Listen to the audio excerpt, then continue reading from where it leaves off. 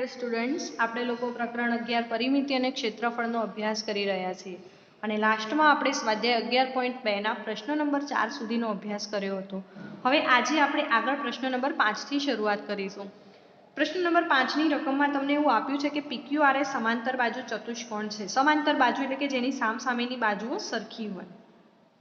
Q માંથી SR પરની ઊંચાઈ QM છે. આ Q માંથી જે છે એ SR ઊંચાઈ બરાબર અહીંયા આપેલી છે, જેનું માપ અહીંયા દર્શાવેલું છે. Q માંથી PS પરની ઊંચાઈ QN છે. આ PS પરની જે ઊંચાઈ છે એ અહીંયા QN માં આપેલી છે. જો SR બરાબર 12 સેન્ટીમીટર અને QM બરાબર 7.6 સેમી હોય તો બે કન્ડિશન આપેલી છે. સમાંતર બાજુ ચતુષ્કોણ PQRS નું ક્ષેત્રફળ શોધો અને બીજી કન્ડિશન છે જો PS બરાબર 8 સેમી હોય તો QN શોધો. સૌથી પહેલા આપણે શું શોધવાનું છે તો QM તમને 7.6 આપેલા છે. આ QM જે છે એ 7.6 આપ્યું છે અને SR બરાબર 12 આપ્યું છે. આટલું માપ તમને 12 સેન્ટીમીટર કીધું છે. તો સમાંતર બાજુ ચતુષ્કોણ એટલે આખા ચતુષ્કોણનું આપણે ક્ષેત્રફળ શોધવાનું છે. તો પહેલા તો જેટલા માપ આપણને અહીંયા આપ્યા હોય ને એટલા આપણે લખી દઈએ. તો SR બરાબર આપણને આપ્યું છે 12 સેમી. હવે SR જે છે નીચેના ભાગમાં છે એટલે એને આપણે બેઝ તરીકે ઓળખી શકીએ. બેઝ એટલે કે આધાર તરીકે આપણે એને ઓળખી શકીએ ને એને અંગ્રેજીમાં B નામના મૂળાક્ષરથી દર્શાવાય છે. હવે ઊંચાઈ તમને H આપેલી છે. ઊંચાઈ એટલે કે પાયો કહેવાય અને ઊંચાઈ પણ એને કહી શકાય. તો H તમને અહીંયા આપી છે 7.6 સેન્ટીમીટર. તો આપણે એ લખીએ 7.6 સેમી. હવે આપણે સમાંતર બાજુના ક્ષેત્રફળનું સૂત્ર મૂકીશું. તો સમાંતર બાજુ ચતુષ્કોણનું ક્ષેત્રફળ બરાબર આધાર ગુણ્યા ઊંચાઈ હોય એટલે કે આપણે B ગુણ્યા H લખી શકીએ. આધાર ગુણ્યા ઊંચાઈ કે આધાર ગુણ્યા વેગ. તો B બરાબર SR પણ છે તો SR મૂકી દઈએ અને H બરાબર આપણને અહીંયા QM પણ કીધું છે. આ QM એને H કહેવાય તો અહીંયા QM તો લખ્યું જ છે, આપણે અહીંયા પણ QM લખી દઈએ. હવે અહીંયા એના માપ લખીશું 12 ગુણ્યા 7.6. તો 12 ગુણ્યા 7.6 કરતાં આપણને અહીંયા જવાબ મળે છે 91.2 સેમી સ્ક્વેર. દરેકની પાછળ સ્ક્વેર લખવો જરૂરી છે. આપણને અહીંયા સમાંતર બાજુ ચતુષ્કોણનું સૂત્ર મળે છે, જવાબ મળે છે 91.2 સેમી સ્ક્વેર. એના પછી બી કન્ડિશન આપી છે જો PS બરાબર 8 સેમી હોય એટલે કે આખો જો PS 8 સેમી હોય તો QN શોધો એટલે કે આ QN આપણે શોધવાનો છે. તો એના માટે આપણે અહીંયા પહેલા તો લખી દઈએ B બરાબર PS છે બેઝ. આને બેઝ પણ કહી શકાય ને. જો સમાંતર બાજુ ચતુષ્કોણને આપણે આ રીતે મૂકી દઈએ તો આ થઈ ગયો એનો બેઝ એટલે કે P બેઝ બરાબર PS પણ ગણી શકાય જે આપેલો છે 8 સેન્ટીમીટર. અને ઊંચાઈ એટલે કે H આપણે શોધવાની છે કારણ કે આ એની ઊંચાઈ છે. આ મળે તો જ આપણને એની ઊંચાઈ મળી શકે એમ છે. તો અહીંયા આપણે લખીશું સમાંતર બાજુ ચતુષ્કોણનું ક્ષેત્રફળ બરાબર B ગુણ્યા H. ક્ષેત્રફળ આપણને મળ્યું હતું 91.2 સેમી સ્ક્વેર. તો અહીંયા લખીએ 91.2 બરાબર B આપેલો છે 8 અને ઊંચાઈ આપણે શોધવાની છે. તો હવે આપણે શું કરીશું, H ને સામેની બાજુ લઈ લઈશું તો જે 8 ગુણાકારમાં છે એ થઈ જશે ભાગાકારમાં. તો H બરાબર 91.2 ના છેદમાં આપણે લખીશું 8. હવે ઉપરની જે સંખ્યા છે ને પોઈન્ટમાં છે. જો આપણને ડાયરેક્ટ ભાગાકાર કરતા ના આવડે તો આપણે આ રીતે પણ એને લખી શકીએ 912 ના છેદમાં 8 ગુણ્યા 10. કારણ કે પોઈન્ટ નીકાળવા માટે આપણે એની નીચે દશાંશ સંખ્યા લખવી પડે. તો આ રીતે કરીને પણ તમે એનો જવાબ શોધી શકો છો. તો અહીંયા દરેક વિદ્યાર્થી એનો ભાગાકાર કરી અને જવાબ શોધવાનો રહેશે. સ્વાધ્યાય 11.2 માં આપણે આગળનો પ્રશ્ન જોઈએ. સમાંતર બાજુ ચતુષ્કોણ ABCDમાં DL અને BM અનુક્રમે બાજુઓ AB અને AD પરની ઊંચાઈઓ છે. આ જે DL છે અને BM છે એ અનુક્રમે કોની બાજુઓ છે તો AB ની બાજુ છે અને AD પરની ઊંચાઈઓ છે. આ AB અને AD પરની ઊંચાઈ ટોટલ અહીંયા આપેલી છે. જો સમાંતર બાજુ ચતુષ્કોણનું ક્ષેત્રફળ 1470 સેમી સ્ક્વેર હોય તો AB બરાબર 35 સેમી તથા AD બરાબર 49 સેમી હોય તો BM અને DL ની ઊંચાઈ શોધો. આપણે અહીંયા DL ની ઊંચાઈ અને આ BM ની ઊંચાઈ શોધવાની છે. ઊંચાઈ શોધવા માટે સરખા કરવા આપણે તૂટક લાઈનથી અહીંયા દર્શાવ્યા છે. તો આ જે BM છે એ અનુરૂપ AB ને છે અને જે DL છે એ અનુરૂપ AD ને છે. આ બંનેના માપ આપેલા છે પણ એના ઉપરથી આપણે એની ઊંચાઈ શોધવાની છે. તો ઊંચાઈ શોધવા માટે આપણે સમાંતર બાજુ ચતુષ્કોણનું તો આપણે યાદ રાખવાનું છે કે એની જે સામસામેની બાજુઓ હોય એ કેવી હોય તો સરખી હોય. તો એના માટે આપણે સૌથી પહેલા શું કરવાનું છે તો ABCD નું ક્ષેત્રફળ શોધવાનું છે. ચતુષ્કોણ ABCD નું ક્ષેત્રફળ બરાબર AD ગુણ્યા BM. આ AD એટલે એક બાજુનું માપ અને આ BM એટલે બીજી બાજુનું માપ. તો આપણે અહીંયા લખીશું AD ગુણ્યા BM. આ AD ગુણ્યા BM. તો અહીંયા આપણને ABCD નું ક્ષેત્રફળ આપેલું છે 1470. AD નું માપ આપણને આપ્યું છે 49 અને BM નું માપ આપ્યું નથી તો આપણે અહીંયા લખી દઈએ BM. હવે આપણે શું કરીશું તો BM ને આપણે સામેની બાજુ લાવીશું. તો 1470 ભાગ્યા અહીંયા મળશે આપણને 49. હવે અહીંયા 49 મળે એટલે આપણે એનો ભાગાકાર કરવો પડે. તો આપણે અહીંયા સાઈડમાં એનો ભાગાકાર કરી જોઈએ. હવે તમને અને બંનેને યાદ છે કે આપણને 49 નો ઘડિયો આવડતો હોય નહીં. તો આપણે એનો ગુણાકાર કરીને એનો જવાબ શોધી શકીએ. જેમ કે 49 ગુણ્યા 2 તો 9 દુ 18 ને 1 4 દુ 8 અને 1 9 એટલે 98 થાય છે. તો હજી એની આગળની કોઈ એવી રકમ આપણે શોધી શકીએ કે જે 3 આંકડાની થતી હોય. તો 49 ગુણ્યા 3 તો 9 તરી 27 અને અહીંયા 2 મૂકીશું 4 તરી 12 13 અને 14 તો 147 મળે છે આપણને. તો અહીંયા 3 મૂકીશું અને 147. આ જે પાછળનો 0 છે એને આપણે અહીંયા પાછળ લગાવીશું એટલે કે અહીંયા આપણને મળે છે 30 સેમી સ્ક્વેર. તો BM નું જે માપ હતું આ BM જે હતું એનું માપ આપણને કેટલું મળ્યું 30 સેમી સ્ક્વેર. હવે આપણે DL શોધવાનો બાકી છે તો એના માટે આપણે AB નો આધાર લઈશું. આ AD જે હતું ને આ જે માપ આપણે એટલા માટે BM નું શોધવા માટે AD ને એટલા માટે લીધું કારણ કે AD જે છે ને બેઝ છે. તો એટલા માટે આપણે અહીંયા AD લીધેલું છે. હવે આપણે ફરીથી શોધીશું ચતુષ્કોણ ABCD નું ક્ષેત્રફળ બરાબર આપણે અહીંયા લખીશું AB ગુણ્યા આ DL કારણ કે AB ના બેઝ ઉપર DL આવેલો છે એટલા માટે. તો AB નું માપ છે 35 અને DL નું માપ આપણે શોધવાનું છે. આખા ચતુષ્કોણનું માપ હતું 1470. ફરીથી જે રીતે આપણે પ્રોસેસ કરી હતી એમ જ DL ને સામેની બાજુ લઈ જઈશું. 1470 ના છેદમાં લખીશું 35 અને પછી એનો ભાગાકાર કરી અને દરેક વિદ્યાર્થી અહીંયા એનો જવાબ શોધવાનો પ્રયત્ન કરશે. એના પછી આપણે આગળ જોઈએ પ્રશ્ન નંબર 7. તો પ્રશ્ન નંબર 7 ની અંદર તમને કીધું છે કે ત્રિકોણ ABC માં હવે ત્રિકોણની વાત કરેલી છે. ખૂણો એ કાટખૂણો છે.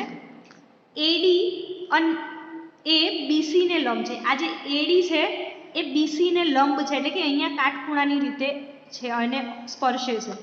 જો AB બરાબર 5 સેમી BC બરાબર એટલે કે આખો જે BC છે એ અહીંયા લખીએ આપણે આખો જે BC છે એ 13 સેન્ટીમીટર અને AC બરાબર 12 સેન્ટીમીટર હોય તો ત્રિકોણ ABC નું ક્ષેત્રફળ શોધો અને AD ની લંબાઈ પણ શોધો. તો આપણને એના માટે સૌથી પહેલા ત્રિકોણનું ક્ષેત્રફળનું સૂત્ર ખબર હોવી જોઈએ. તો ત્રિકોણનું ક્ષેત્રફળ બરાબર આપણી પાસેનું સૂત્ર હતું 1/2 ગુણ્યા પાયો ગુણ્યા વેધ. 1/2 તો આપણે અહીંયા ડાયરેક્ટ લખી શકીએ તો અહીંયા લખીશું 1/2. હવે એનો પાયો છે અહીંયા 5 સેન્ટીમીટર તો આપણે અહીંયા 5 સેન્ટીમીટર લઈશું અને એનો વેધ જે સામેની બાજુ ગણાય 12 છે તો અહીંયા 12 લઈશું કારણ કે આપણા ત્રિકોણની વાત આ રીતે કરેલી છે. અહીંયા આ રીતે આપણો ત્રિકોણ લેવાનો છે. આમ ત્રિકોણ ABC જે અહીંયા કાટખૂણો પડે છે એટલે પાયો આપણો 5 સેન્ટીમીટર ગણાય તો એની અહીંયાની બાજુ જે છે એનો વેધ ગણાશે. તો 1/2 ગુણ્યા 5 ગુણ્યા 12 તો અહીંયા એ થઈ ગયું. એના પછી આપણે અહીંયા શું કરીશું તો આપણે જ્યાં છેદ ઉડતા હોય ત્યાં એના છેદ ઉડાડીએ તો અહીંયા 6 દુ 12 તો વધ્યા કેટલા 5 ગુણ્યા 6 તો 6 પંચા થઈ ગયા 30 સેમી સ્ક્વેર. જવાબમાં આપણને મળશે 30 સેમી સ્ક્વેર. તો ક્ષેત્રફળ આપણે શોધી લીધું છે. હવે આપણે AD ની લંબાઈ શોધવાની છે. તો AD ની લંબાઈ શોધવા માટે આપણે ફરીથી ત્રિકોણ ABC નું ક્ષેત્રફળ લઈશું. તો અહીંયા લખીએ ત્રિકોણ ABC નું ક્ષેત્રફળ બરાબર 1/2 ગુણ્યા પાયો ગુણ્યા વેધ. તો આપણે 1/2 લખી દઈએ. ત્રિકોણનું ક્ષેત્રફળ આપણે શોધ્યું હતું 30 સેમી સ્ક્વેર. પાયો એનો આપણે લઈશું 5 અને વેધ આપણે અહીંયા શોધવાનો છે. સોરી, પાયો અહીંયા આપણે 13 નો લેવો પડશે, કારણ કે હવે આપણે અહીંયા AD શોધી રહ્યા છીએ, તો એનો જે પાયો છે એ BC ગણાય. તો એટલા માટે આપણે BC નું માપ લઈ દીધું 13 અને વેધ છે અહીંયા AD, તો આપણે અહીંયા AD લખીશું, કારણ કે AD આપણે શોધવાનો છે એટલા માટે. તો હવે આપણે શું કરીશું, તો આગળ ત્રિકોણ 30 માપ અહીંયા આપેલું છે, તો AD ને આપણે સામેની બાજુ લાવીશું. તો AD બરાબર ભાગાકારમાં હતું એ ગુણાકારમાં થઈ જાય, તો 30 ગુણ્યા અહીંયા 2 લખાશે અને છેદમાં લખાશે 13. 30 ગુણ્યા 2 ના છેદમાં લખાશે 13. જો ફરીથી સમજાવું છું કે આપણે શું કર્યું, તો ત્રિકોણ ABC નું ક્ષેત્રફળ બરાબર 1/2 ગુણ્યા પાયો ગુણ્યા વેધ. આપણે શોધી રહ્યા છીએ AD. તો AD કોને સ્પર્શે છે, તો BC ને. એટલે આપણો જે બેઝ છે એ કયો થઈ જાય, BC. તો પાયો એટલે કે આધારને આપણે BC કહીએ, તો એનું માપ આપણે અહીંયા લખ્યું છે 13 સેન્ટીમીટર ગુણ્યા AD. AD તો આપણે શોધવાનું છે, તો અહીંયા AD ને સામેની બાજુ લાવ્યા, 30 અહીંયા લઈ ગયા. તો આ જે ગુણાકારમાં હતું એનું વ્યસ્ત થઈ જાય, તો 2 ઉપર જતા રહે અને 1 ક્યાં આવી જાય, નીચે. તો 30 ગુણ્યા 2 ના ભાગ્યા 13 કર્યા છે અને પછી એનો જવાબ દરેકે જાતે શોધવાનો છે. પ્રશ્ન નંબર 8 ની અંદર જોઈએ. ત્રિકોણ ABC એ સમદ્વિબાજુ ત્રિકોણ છે. કઈ બાજુ, સમદ્વિબાજુ. સમદ્વિબાજુનો મતલબ થાય કે તેની બે બાજુઓ કેવી છે, સરખી. જેમાં AB બરાબર AC છે, બંને બાજુઓ સરખી 7.5 સેન્ટીમીટર અને BC બરાબર 9, એટલે આ જે આખો BC છે એ છે 9 સેન્ટીમીટર. A માંથી BC પરની ઊંચાઈ, આ A માંથી BC પરની ઊંચાઈ નીકળી રહી છે, કઈ, D. AD બરાબર 6 સેન્ટીમીટર. ત્રિકોણ ABC નું ક્ષેત્રફળ શોધો અને C માંથી AB પરની ઊંચાઈ એટલે કે C કેટલી થશે તે શોધો. આ શોધવાનું છે આપણે. તો સૌથી પહેલા આપણે લખીએ ત્રિકોણનું ક્ષેત્રફળ બરાબર, ત્રિકોણનું ક્ષેત્રફળ આપણે શોધીશું તો 1/2 ગુણ્યા પાયો ગુણ્યા વેધ. આવું જ કંઈક સૂત્ર છે. તો 1/2 ગુણ્યા પાયો કોને ગણીશું, તો BC ને. તો BC કેટલા આપેલા છે, અહીંયા BC હું લખું છું. અને વેધ આપણે કોને ગણીશું, તો AD ને. આ વચ્ચે આવ્યો છે ને એટલે AD. તો હવે આપણે માપ મૂકીએ. 1/2 ગુણ્યા BC છે 9 અને AD છે 6. આ 6 સેન્ટીમીટર એનું માપ આપેલું છે. તો અહીંયા આપણે એનો છેદ ઉડાડીએ, 3 3 દુ 6. તો 9 ગુણ્યા 3 એટલે કે 27 સેમી સ્ક્વેર એ મળી ગયું. હવે આપણે શું શોધીશું, તો આપણે અહીંયા આ જે આપેલું માપ છે E, અહીંયા E શોધવાનું છે આપણે. તો અહીંયા ફરીથી આપણે લખીએ ત્રિકોણ ABC નું ક્ષેત્રફળ બરાબર 1/2 ગુણ્યા પાયો ગુણ્યા વેધ. હવે આપણે 1/2 લખ્યું. હવે એનો પાયો કયો ગણાશે, તો AB ગણાશે. જ્યારે આપણે આની વાત કરી રહ્યા હોઈએ તો એનો પાયો થઈ જાય AB, તો અહીંયા AB લખીશું. અને એનો વેધ થઈ જશે CE, તો અહીંયા આપણે CE લખીશું. ક્ષેત્રફળ કેટલું શોધ્યું, 27, તો 27 લખી દઈએ. હવે આપણે 1/2 ગુણ્યા AB નું માપ હતું 7.5 સેમી ગુણ્યા CE. આપણે જેમ અગાઉ કર્યું એમ જ CE ને આપણે સામેની બાજુ લાવીશું. તો શું લાયા, તો આપણે 27 અહીંયા લખીશું. આ 1/2 હતું એ થઈ જશે 2/1. આ જે 75 હતા એને આપણે નીચે લાવી દઈશું, તો અહીંયા લખાશે. પોઈન્ટ નીકાળીએ તો 75/10 લખાય, પણ 75 નીચે આવ્યા તો 10 ક્યાં જશે, ઉપર. અને પછી તમારે એનો જવાબ અહીંયા શોધવાનો છે. તો દરેક વિદ્યાર્થી અહીંયા ત્રિકોણ ABC નું ક્ષેત્રફળ શોધી અને CE નું માપ શોધવાનો પ્રયત્ન કરશે. ચલો હવે આગળ આપણે જોઈએ છે યાદ રાખવું શું છે એની અંદર. તો આ જે વ્યાખ્યાઓ છે એ આપણે ધોરણ 5માં સુધી ભણ્યા છે.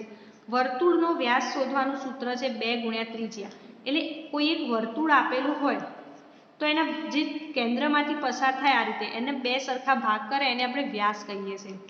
તો આ જે અડધું હોય ને આ રીતે વર્તુળના કેન્દ્રમાંથી પસાર થઈ અને એના વર્તુળ પરના બિંદુને સ્પર્શતી હોય એને ત્રિજ્યા R કહેવાય.